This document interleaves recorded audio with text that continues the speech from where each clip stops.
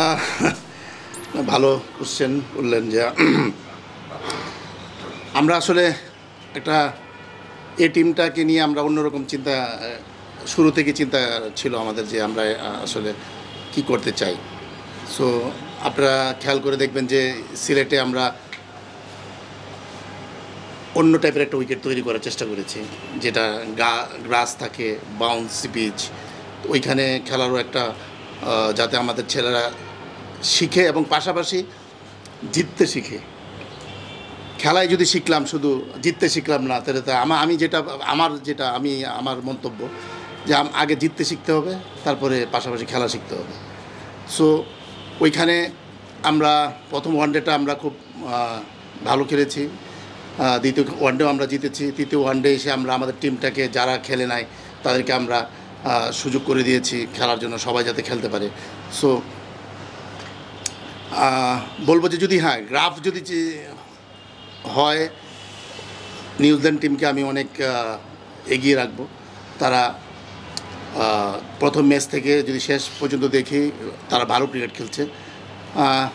আমাদের শেষ ম্যাচটা আমাদের হাতেই ছিল।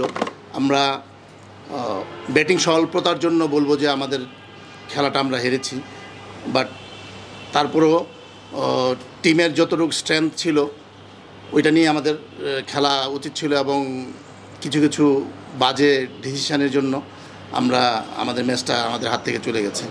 বাট এখানে সেটা রিকভারি করার সুযোগ আছে, আমরা চেষ্টা করব অবশ্যই। যেটা এখানে ড্র করলে তো আমরা সিরিজ হেরে যাব আমরা।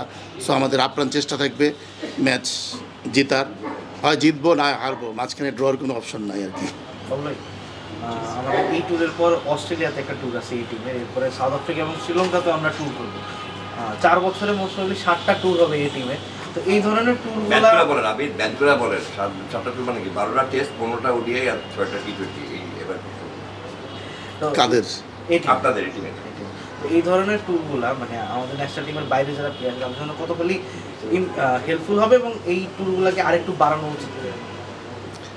এটা আরেকদিনও আমি বলেছিলাম যে ন্যাশনাল টিম যতটুকুগুলো ম্যাচ খেলে, পাশাপাশি অতগুলো বা এর চেয়ে বেশি ম্যাচ যদি এ টিম খেলে, এ টিমের জায়গাটা এই টিমটা এরকম একটা টিম যে ন্যাশনাল টিমের যে জায়গাগুলো ফিল আপ করার জায়গা। সো আপনি 1 to মানে 1 থেকে 11 পর্যন্ত যতগুলো জায়গা আছে, যখনই ফিল আপ হবে ওই জায়গাগুলো আপনি এ টিম থেকে প্লেয়ার নেবে। সো তাদেরকে খেলিয়ে ওইভাবে রেডি রাখতে হবে, যে ইন্টারন্যাশনাল খেলা খেলিয়ে রেডি রাখতে হবে। ডোমেস্টিক ক্রিকেটের খেলা দিয়ে তো আর ইন্টারন্যাশনাল খেলার কম্প্যারিজনটা হয় না। সো আপনাকে ওই এ টিমের খেলাগুলো এত খেলতে হবে যে রেডি থাকে, যাতে প্লেয়ারগুলো যে আজকে এর জায়গায় এরকম যাতে নিয়ে নিতে পারে। সো আমি বলবো যে এটা খুবই ভালো উদ্যোগ, এবং এগুলা যদি আরও বেশি হয়। অনেক সময় দেখা যাচ্ছে যে ডোমেস্টিক ক্রিকেটের সাথে ক্ল্যাশ হয়। সো বলবো যে ন্যাশনাল টিম যেমন খেলতে থাকে, এই টিমও খেলতে থাকবে, আর ডোমেস্টিক ক্রিকেট ডোমেস্টিকের জায়গায় চলতে থাকবে। সো এখানে সম্পর্ক ছিল যে শিডিউলটা বললো আর কি, ওখানে কিন্তু একটা অস্ট্রেলিয়াতে খালি টি20 ম্যাচ আছে, তারপরে এখন টি20 ম্যাচ, খালি ওডিআই আর টেস্ট হয়েছে।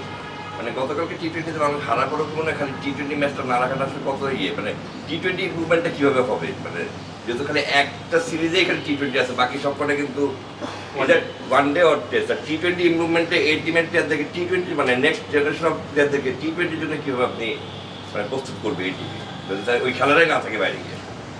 আমি আপনার সাথে একমত, অবশ্যই খেলতে হবে।